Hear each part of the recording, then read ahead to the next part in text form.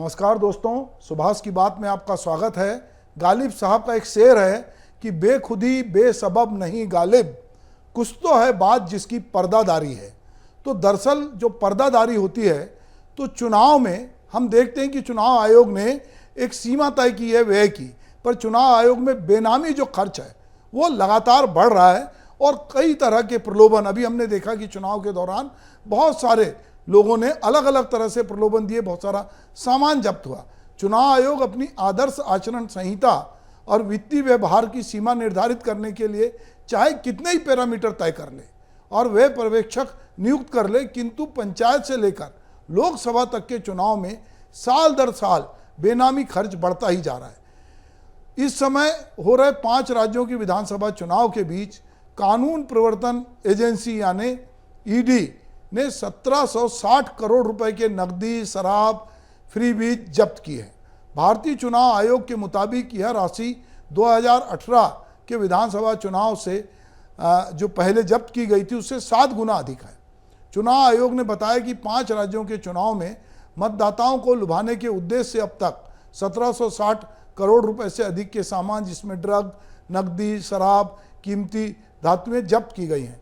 अभी तेलंगाना में सबसे अधिक 659.2 करोड़ रुपए के सामान जब्त किए गए। इसके बाद राजस्थान का नंबर है, जहां से 650.7 करोड़ रुपए से अधिक के सामान जब्त किए गए। सबसे कम करीब 50 करोड़ की जब्ती मिजोरम से हुई है, जबकि अभी राजस्थान और तेलंगाना में मतदान बाकी है। अनुमान है कि जब्ती का यह आंकड़ा बढ़ भी सकता है। यह जब्ती 9 अक्टूबर को 5 राज्यों में चुनाव की तारीख घोषणा के बाद की गई है।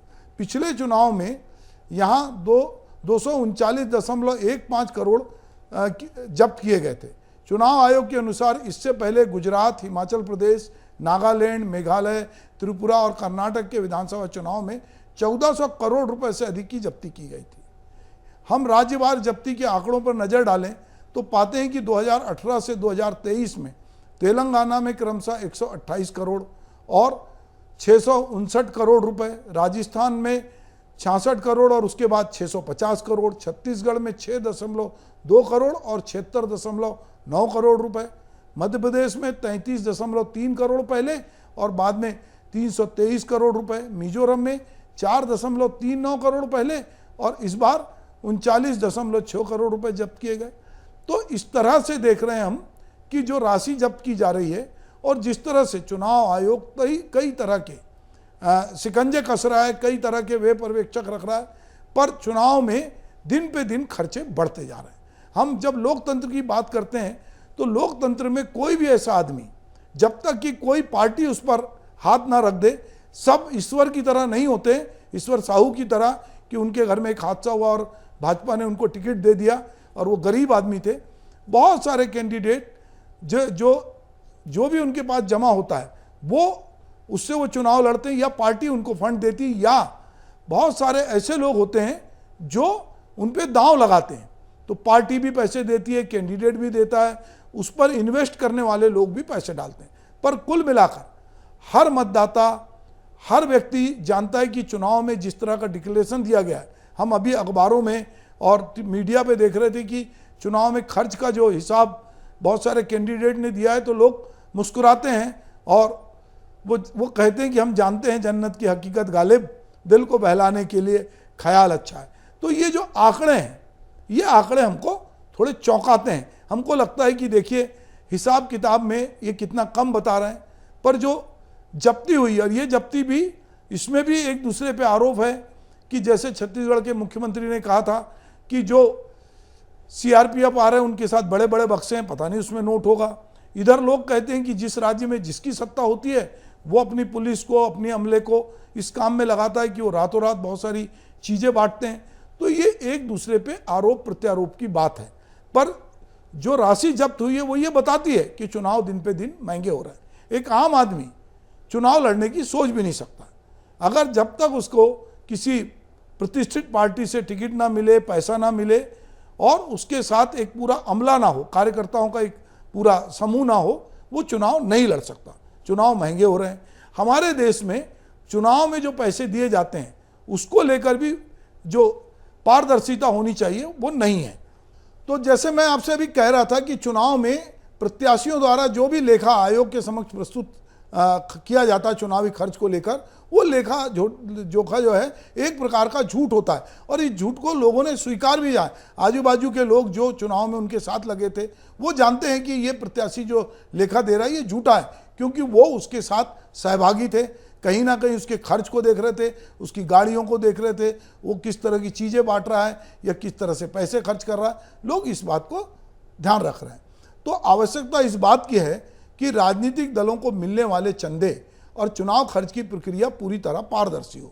चुनाव आयोग ने हाल ही में अनुशंसा दी है कि नगद चंदा लेने की अधिकतम सीमा 20,000 से घटाकर 2,000 रुपये कर दी जाए, क्योंकि इसमें दान देने वाले का विवरण नहीं रखना पड़ता है और ना ही चुनाव आयोग को इसके बारे में बताना पड़ता है। सीमा 2,000 रुपये हो जाने से इससे अधिक के चंदे का विवरण चुनाव आयोग को मिल सकेगा। हालांकि यह कदम भी तभी कारगर सिद्ध हो सकता है जब कारपोरेट घराने द्वारा दिए जाने वाले करोड़ों रुपए का चंदा का विवरण भी सार्वजनिक हो। अभी ये चंदा सार्वजनिक नहीं है, अभी इलेक्टोरल बॉन्ड से भी पारदर्शिता नहीं है। चुनावी खर्च की सीमा भी मात्र उम्मीदवारों के चुनावी खर्च के संदर्भ में है। राजनीतिक दलों के चुनावी खर्च पर कोई सीमा या नियंत्रण नहीं है। इसका एक प्रकार से दुष्परिणाम यह होता है कि एक विधानसभा क्षेत्र में उम्मीदवार चुनावी खर्च की सीमा 28 लाख रुपए होने पर भी देखकर लगता है कि करोड़ रुपए खर्च किए जा रहे हैं, फिर 28 लाख रुपए में इसने कैसे चुनाव लड़ लिया। यदि राजनीतिक दल के चुनावी खर्च पर सीमा लगाई जाए तो यह भ्रांति उत्पन्न नहीं होगी। इस बात को यह भी देखनी चाहिए कि भारतीय चुनाव व्यवस्था में सुधारों और उसमें पारदर्शी विश्वसनीय बनाकर इसको कैसे ठीक किया जा सकता है। जैसा कि हम चुनाव प्रक्रिया की लगातार बात कर रहे हैं, चुनाव में बेनामी धन के उपयोग पर रोक लगाने के लिए तत्कालीन जो वित्त मंत्री थे अरुण जेटली ने इलेक्टोरल रोल बॉन्ड लेकर आए थे।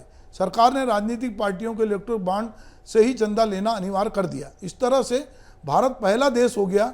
ये बॉन्ड 1,000, 10,000, 1 लाख, 10 लाख, 1 करोड़ तक के इलेक्टोरल बॉन्ड ब्याज मुक्त बेरर बॉन्ड है और ये SBI के चुनिंदा ब्रांच में मिलते हैं। KYC पूरा होने के बाद ही इसे खरीदा जा सकता है। खरीदार को बैंक अकाउंट से पेमेंट करना होगा। इसमें राजनीतिक पार्टी के बैंक खाते में पैसे आते हैं, पर राजनीतिक पार्टियां इसको बताती नहीं है। इलेक्टोरल बॉन्ड जनवरी, अप्रैल, जुलाई और अक्टूबर में ही देने की व्यवस्था बनाई गई है। इन तय महीनों में सिर्फ 10 दिन ही बॉन्ड जो है निर्धारित किया गया मिलने के लिए। चुनाव साल में 30 दिन का अतिरिक्त समय भी इसमें दिया जाता है। यह बॉन्ड पिछले लोकसभा या विधानसभा चुनाव में कम से कम 1% वोट पाने वाले पार्टी का ही बॉन्ड होगा। सरकार ने राजनीतिक दलों को 2,000 रुपये से अधिक नगद चंदा लेने की प्रतिबंध कर दिया है। अब चूंकि उसके ज़्यादा अधिक पैसा है तो आपको चेक या डिजिटल ट्रांजैक्शन के जरिए आपको लेना अनिवार्य किया गया है।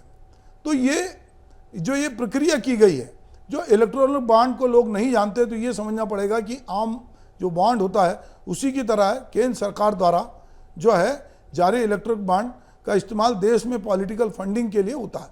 हालांकि RBI भी समय समय पर कई बॉन्ड जारी करती है। इन बॉन्ड को 5 साल की मैच्योरिटी पीरियड के साथ जारी किया जाता है, लेकिन जरूरत पड़ने पर परिपक्व होने से पहले भी लोग इन बॉन्ड को बेचकर, यदि मैंने अगर कोई बॉन्ड खरीदा है और मुझे पैसे की जरूरत है तो मैं इस बॉन्ड को बेच सकता हूं। बेनामी धन को रोकने के लिए अलग अलग तरह के सुझाव भी आए हैं कि इसकी अधिकतम सीमा तय होनी चाहिए, उम्मीदवारों के चुनावी खर्च की सीमा निर्धारित होनी चाहिए, राजनीतिक दलों को सरकार से वित्तीय सहायता दी जानी चाहिए, स्वतंत्र ऑडिट होना चाहिए, कोई राजनीतिक दल निजी दान स्वीकार ना करे, राजनीतिक दलों की कार्यप्रणाली प्रजातांत्रिक होनी चाहिए, इसमें पारदर्शिता होनी चाहिए, इसमें सूचना के अधिकार को लागू किया जाना चाहिए, राष्ट्रीय स्तर पे चुनावी फंड बनना चाहिए, कर मुक्त दान की राशि जमा करने की छूट होनी चाहिए, इसके संचालन के लिए चुनाव आयोग या कोई निष्पक्ष समूह को जिम्मेदारी दी जानी चाहिए, चुनाव की राशि का दुरुपयोग ना हो, वहाँ पर अगर ये होता है तो उसको चुनाव रद्द करने का प्रस्ताव स्वीकार करना चाहिए, संगीन अपराधों में जो लिप्त व्यक्ति उनको चुनाव लड़ने से रोका जाना चाहिए। तो ये बहुत सारी बातें हैं, पर ये दूर के ढोल सुहाने हैं। कोई भी राजनीतिक पार्टी इसको गंभीरता से लागू नहीं कर रही है और बार बार ये बात होती है कि हम जाति धर्म से हटकर बात करेंगे, पर जब चुनाव के लिए सीट देने का मतलब होता है तो देखते हैं कि किस जाति का वोटर है। आप एक तरफ जातिगत गणना का विरोध होता है, दूसरी तरफ आप जात ढूंढ के लोगों को उम्मीदवार बनाते हैं, जिसके पास पैसा है या पावर है या जो पैसे खर्च कर सकता है, चाहे उसका चुनाव आयोग ने कोई भी सीमा तय की हो, उससे ज़्यादा वो पैसे खर्च करता है और सब लोग जानते हैं। मज़ेदार बात यह है कि ये ऐसा गोपनीय व्यवहार है जिसको सबको मालूम है, सबको सब पता है, और लोग जानते हैं कि ये जो खर्चे का हिसाब दे रहे हैं ये सीए ने बना दिया है जैसा कि बताया गया है। पर इन्होंने पैसे ज़्यादा खर्च किए क्योंकि लोग देखते हैं जिस तरह के खर्च होते हैं वो सबको दिखता है, वो छिपता नहीं है। मगर बावजूद इसके जो है बहुत बड़े पैमाने पे बेनामी खर्च हो रहा है। और जो आंकड़े मैंने आपके साथ अभी साझा किए वो इस बात की गवाही है कि हमारे चुनाव दिन पे दिन महंगे हो रहे हैं। हम एक तरफ अमृत महोत्सव मना के अपनी डेमोक्रेसी के 100 साल मनाने जा रहे हैं, पर हम ये देख रहे हैं कि जो है वो चुनाव आयोग में जब कोई आदमी हिसाब देता है या चुनाव लड़ता है तो वो बहुत सारे लोग हैं जिन्होंने कोई चुनाव नहीं लड़ा पिछले 10 सालों में, पर वो भी इसका लाभ ले रहे हैं। क्यों?